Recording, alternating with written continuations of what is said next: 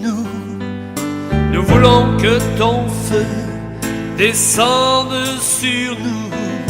Nous voulons que ta pluie tombe sur nos vies. Nous voulons ta nuée pour nous envelopper. Nous t'élevons, ô Dieu.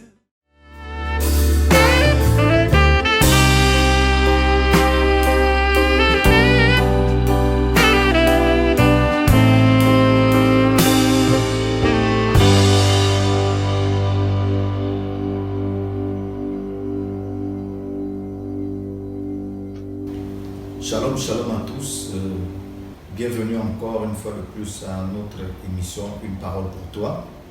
Aujourd'hui, nous voulons continuer notre enseignement sur la dette. Et nous avons vu par rapport à notre texte de base que la dette était une malédiction. Nous l'avons vu.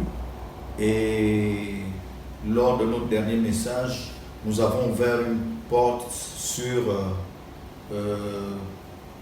est-ce qu'on peut prêter de l'argent ou un bien à son frère?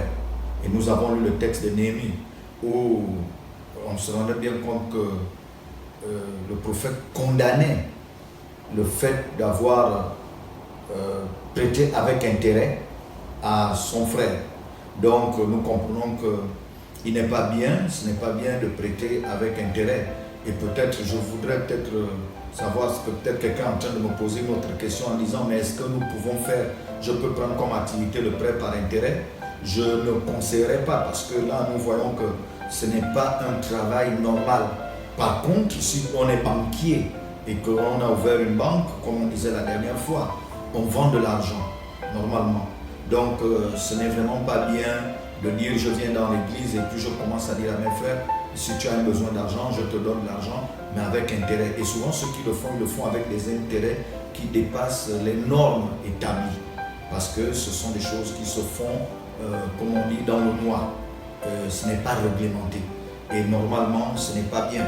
La Bible le dit dans Deutéronome, au chapitre 15, verset 6. Voilà ce que la Bible dit. L'Éternel, ton Dieu, te bénira comme il te l'a dit. Tu prêteras à beaucoup de nations et tu n'emprunteras point. Tu domineras sur beaucoup de nations et elles ne domineront point sur toi. S'il y a chez toi quelque indigent d'entre tes frères, dans l'une de tes portes au pays que l'Éternel ton Dieu te donne, tu n'endurciras point ton cœur et tu ne fermeras point ta main devant ton frère indigent. Donc bien aimé, la solution que la Bible nous donne, ce que la Bible nous recommande, c'est de ne pas prêter avec intérêt. Mais dans le meilleur des cas, il est mieux de donner que de prêter à son frère.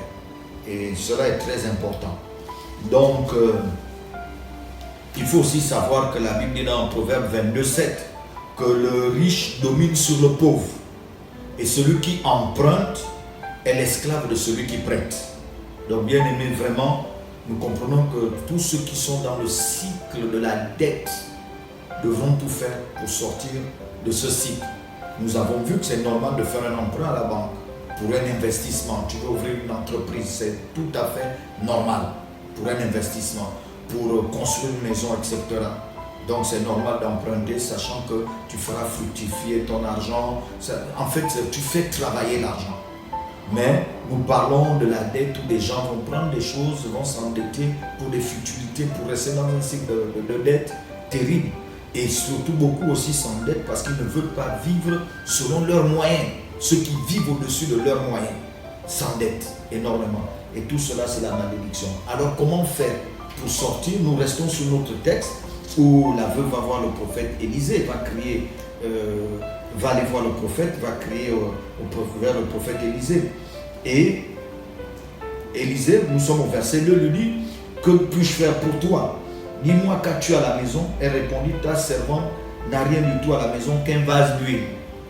Et il dit, va demander au dehors des vases chez tous tes voisins, des vases vides, n'en demande pas un petit nombre. Et quand tu seras rentré, tu fermeras la porte derrière toi, avec tes enfants, ils te donneront l'huile. En fait, et l'huile va commencer à se remplir dans des vases. Et la Bible nous dit qu'ils ont rempli tous les vases. Et au moment où ils devaient encore demander un vase, le fils devait lui dire que tout était prêt.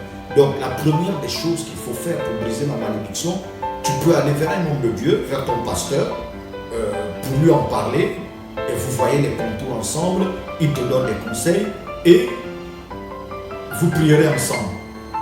Donc la première chose, elle est spirituelle. La deuxième des choses que tu peux faire, c'est-à-dire que tu prends un temps de jeûne et de prière pour briser cette malédiction. C'est vraiment important. Et tu invoques aussi la grâce de Dieu dans ta vie pour t'attendre au miracle. Et si Dieu te bénit, il faut absolument ne plus prendre cet argent pour faire autre chose, mais pour réussir à rembourser ta dette. Il faut prendre une résolution, il faut vraiment te sacrifier pour rembourser tes dettes.